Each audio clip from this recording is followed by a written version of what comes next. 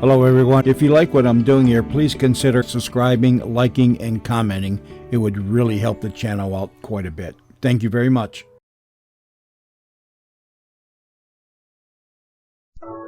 Those of us who know war worker Riley know that his life consists of a series of emotional ups and downs.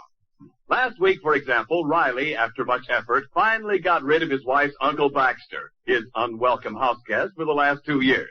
And brother was Riley up. But no sooner did the door close on Uncle Baxter than in came Baxter's brother, Uncle Buckley. And brother was Riley down. A week has passed, but Uncle Buckley is still there, and Riley is still down. At the moment, he is brooding in the living room of the small Riley house in the suburb of Los Angeles. Hey, where's my blue tie? Oh, I think Uncle Buckley borrowed it. Starting all over again. Tomorrow it'll be my suit. First it was Baxter, now it's Buckley. I get rid of a headache, now I got a toothache. Stop grumbling, dear. The way that Buckley eats. Baxter was on a hunger strike compared to this guy. Now stop criticizing my uncle. He's only human. Everybody loves food. Loving food is one thing. Trying to elope with our icebox is another. This guy can eat a turkey leg without stopping at the bone. Well, he won't stay here forever. Just a couple of days. Don't say it. That's what you said about Baxter, and he stayed 2 years. Oh, relax, Riley.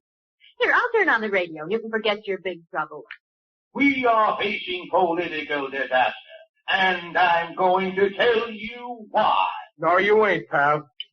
Oh, well, why'd you shut it off, Riley? Oh, it's just one of them politicians beating his gums again. Those fellas must have iron tonsils. Oh, here's Uncle Buckley. Oh, yeah. What's the matter with you, Uncle Buckley? I just had a very narrow escape. You're lucky to see me again. Call that luck?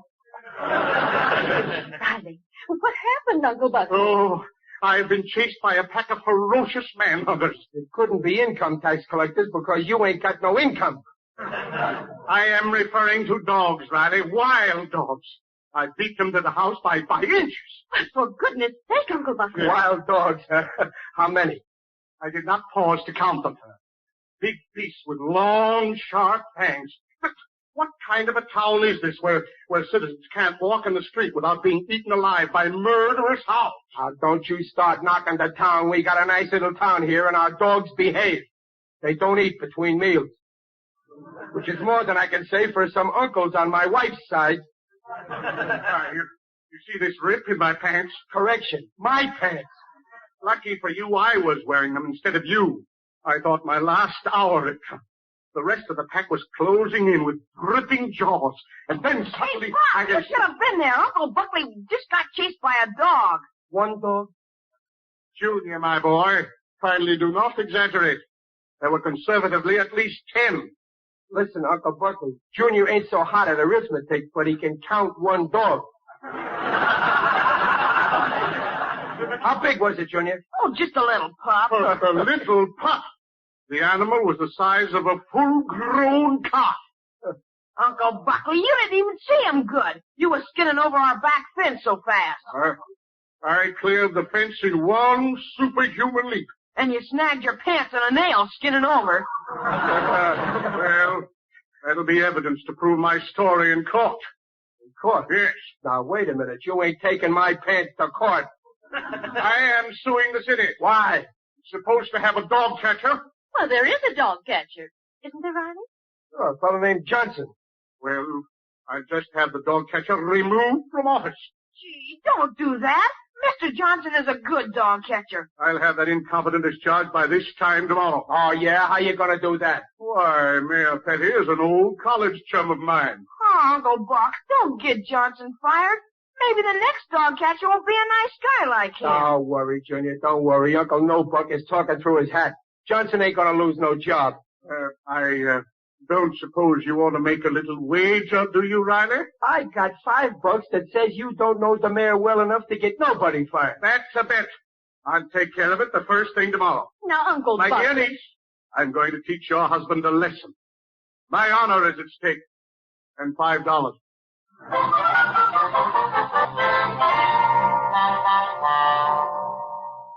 Look, miss, I'm due at the war plant pretty soon.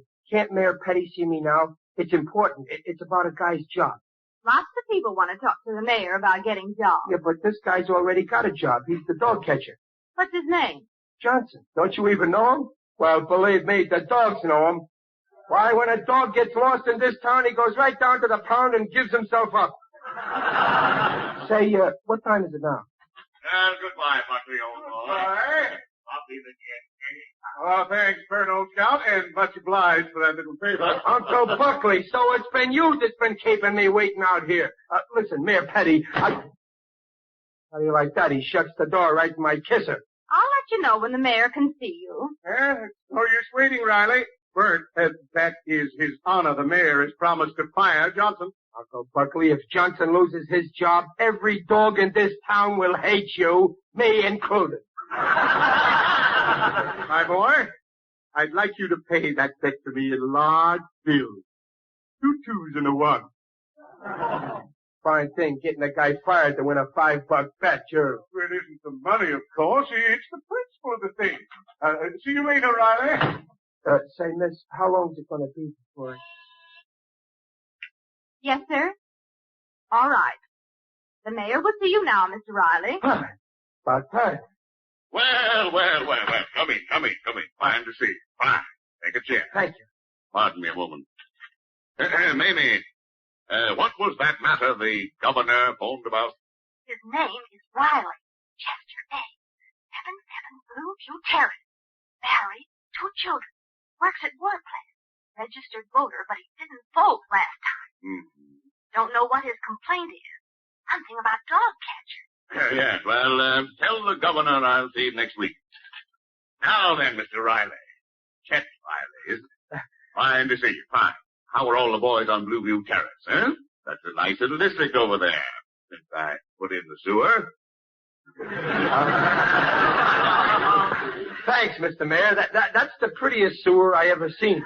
And by the way, Chet, how's the little wife and your 2 kiddies? Lovely kiddies. Lovely.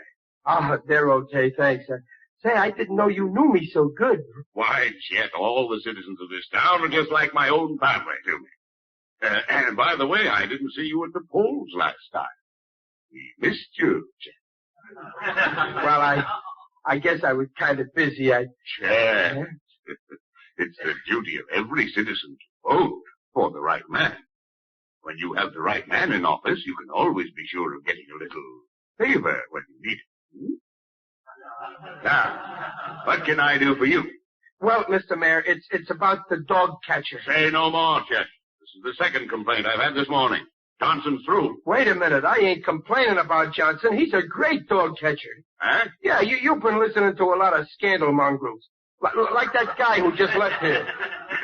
Well, I suppose there are 2 sides to the case, Chet. But of course, with election coming up, my friend Buckley has promised me strong support in his district. Is that so? Well, let me tell you something, Mr. Mayor. I know a couple of voters myself at the war plant where I work. Mm-hmm. I see. And you can swing their votes, huh? Have a cigar, Riley. If you ask me, Johnson's had a dirty deal. For years, he's been catching the dogs, and you big guys been taking the bows. But now his friends are lining up in back of Johnson. They are, eh? Yep. How long has this Johnson boom been going on? I ain't saying. But just on the way down here, I talked to 28 guys who never heard Johnson was dog catcher even, till I told them. But now they're 4. And if I talk to 28 guys a day from now on until election... My good man, you can't elect anybody for dog catcher. That job's not on the ballot. Only the mayor can appoint the dog catcher. Okay. Then me and my friends vote for a mayor that's for Johnson for dog catcher.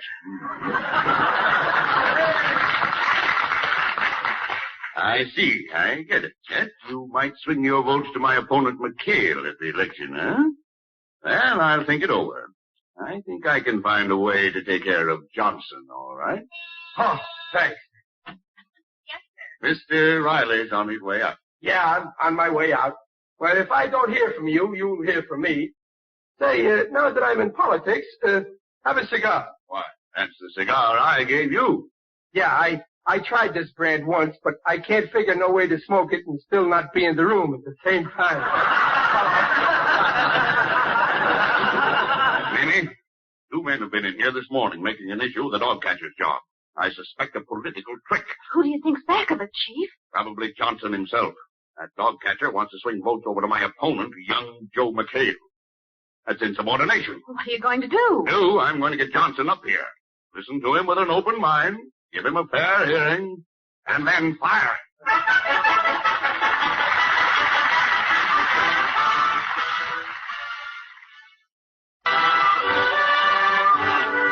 Riley has put in his day's work at the war plant after leaving the mayor's office, and now we find him waiting for some word from Mayor Petty on the matter of Johnson for dog catcher. When the word comes, it's through an unexpected channel. Pop, look who's here to see you. Mr. Johnson, the dog catcher. Oh, yeah. Glad to see you, Mr. Johnson. Hello, Mr. Riley. Excuse me a minute. I think a dog got in the house. No, it's me. Always do that when I'm nervous.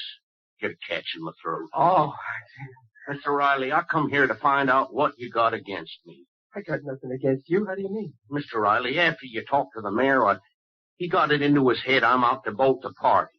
So he tied a can to my tail. To me. Mr. Riley, I've run that dog pound 8 years. Junior, go get Mr. Johnson a drink of water. Get it in a pan. Oh, okay, Pop. What do you mean the mayor tied a can to you? He told me he'd take care of you. Well, he took care of me, all right. I'm fired for meddling in politics, it says. Why, that double-crosser. I didn't think it would work out like that. I was kind of trying to bluff, see? Your bluff cost me my job. I'm awful sorry, Johnson. I'll have to get you another job to make up for losing you that one. I don't want any other job. I want my old job back. I like dogs, and dogs like me. Well, don't worry, Mr. Johnson. I'm going to get you your job back as dog catcher. The mayor's pretty sore. Says I'm biting the hand that feeds me. Oh, is that so? Well, let me tell you something. He ain't feeding you. The taxpayers feed him. Who does he think he is? He's the mayor, Mr. Riley. Oh, yeah? And how does the mayor get his job? The people give it to him. And they can take it back if they want it. They can vote for the fellow that's running against him, young Joe McHale. Guess Mr. McHale would appoint me dog catcher. Most folks think McHale hasn't got a chance to win. He didn't have, maybe, but now he's got me on his side. Listen, already I got a great campaign slogan. Well? Yeah. A dog is man's best friend, and a dog's best friend is Johnson, and Johnson's best friend is McHale for mayor. Hey, that sounds good. Mr. McHale does like dogs. He drops in at the pound every so often. Here's some water, Mr. Johnson. Oh, thanks. Come on, Johnson, lap it up.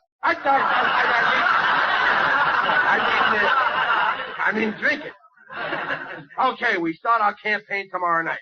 Now, I'll phone McHale and tell him we're electing him the next mayor, and he's got to make you dog catcher. You really think we can swing it? That Mayor Petty's pretty smart. Well, don't worry. I'll outsmart him. I got more brains in my little finger than I got in my whole head.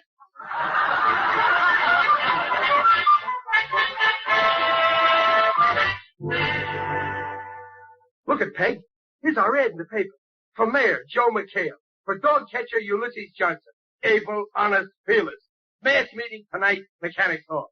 Oh, I forgot to tell you, Riley. What? They called up from the hall and you can't have it tonight. What? Why not?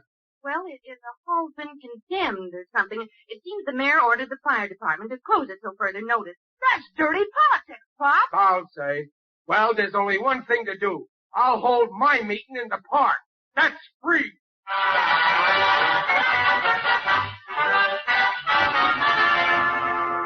Friends and fellow citizens, I want to introduce our next mayor, Mr. Joe McHale.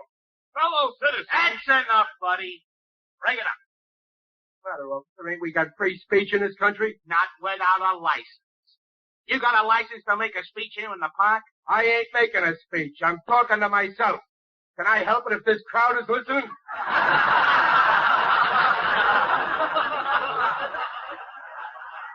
Well, you fight down till you get a license. Where do I get a license? You gotta see the mayor. Dirty politics.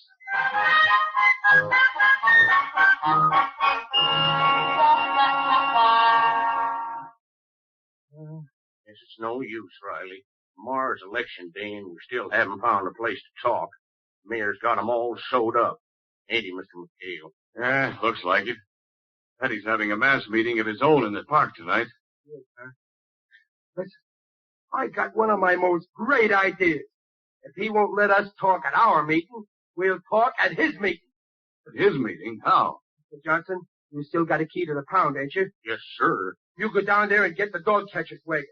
And then tonight, when Mayor Petty's talking in the park, we'll...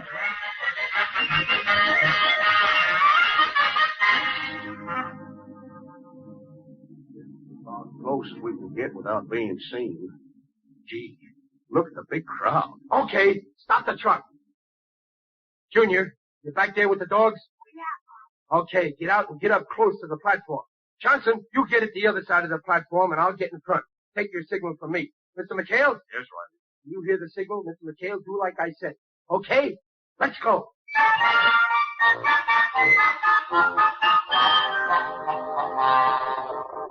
Hello, citizens. I am glad so many of you were able to turn out tonight to listen to the inspiring words of that great-hearted man, Mayor Phineas C. Petty. Hello, citizens. If you go to the polls tomorrow, there will be only one question in your mind, and that question will be, Where's my dog gone? no heckling, please. Who's heckling? All I ask is, where's my dog? I am not the dog catcher. Well, that's tough. This town needs a good dog catcher. Since you fired Johnson, nobody can find their dogs. Stop it, officer.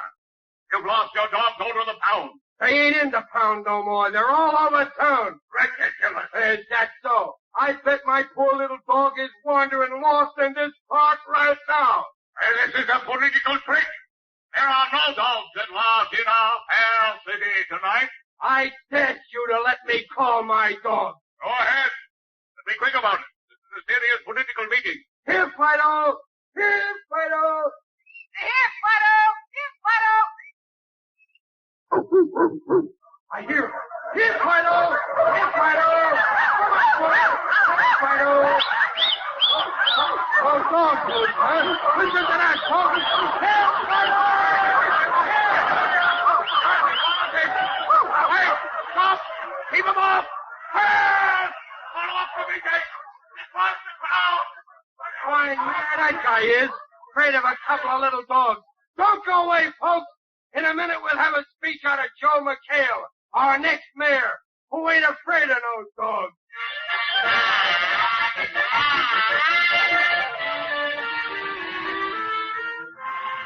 Listened to the final election returns, and the bulletin has just come in. Mayor Petty has just conceded the election to his opponent, Joe McHale. Riley, don't you want to hear your candidate talk? I already heard him. He made the only speech I wanted out of him when he said, I appoint Johnson dog catcher again. Good evening, friends. Well, Riley, my boy, congratulations. Why, Uncle Buckley. I thought you were on Mayor Petty's side. Ex-Mayor Petty. Don't tell me his being licked for mayor broke up your beautiful friendship, Uncle Buckley. He's no friend of mine. If he had fired the dog catcher as a favor to me, I'd have won my bet with you, Riley. But he double-crossed me. Scoundrel fired Johnson for political reasons. So you admit I win, huh? Well, so it seems, my boy. Spoke like a man. Where's the prize pot? Well, Riley, I want to pay you off in something better than money. You see, if I gave you $5, it'd be spent and forgotten. That's why I have brought you a present worth 5 times $5. Bring it in, Junior. Look at Pop. Here's what you won from Uncle Buckley. A dog. My favorite breed. A cockeyed spaniel. Oh, he's cute, Riley. Oh, he's the same one that chased Uncle Buckley, Pop. Mr. Johnson had him in the pound. Oh. So that's the little fella that started the whole thing, huh? Imagine Uncle Buckley being afraid of a little pup like that. Ain't you ashamed, Uncle Buckley? Well, when I first met this dog, it was still in a wild state. It's been tamed since then. Hold on to it, Junior.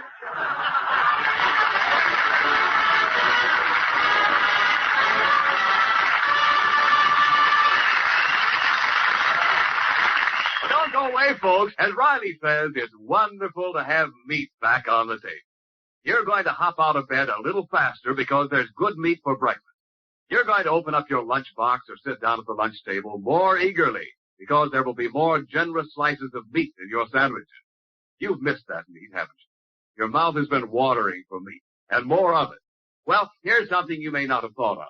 That craving for meat is an age-old instinct, an instinctive reaching out for the right kind of protein, the complete, highest quality proteins that are essential to the growth, replacement, and repair of every body tissue, and the formation of the antibodies which fight infection.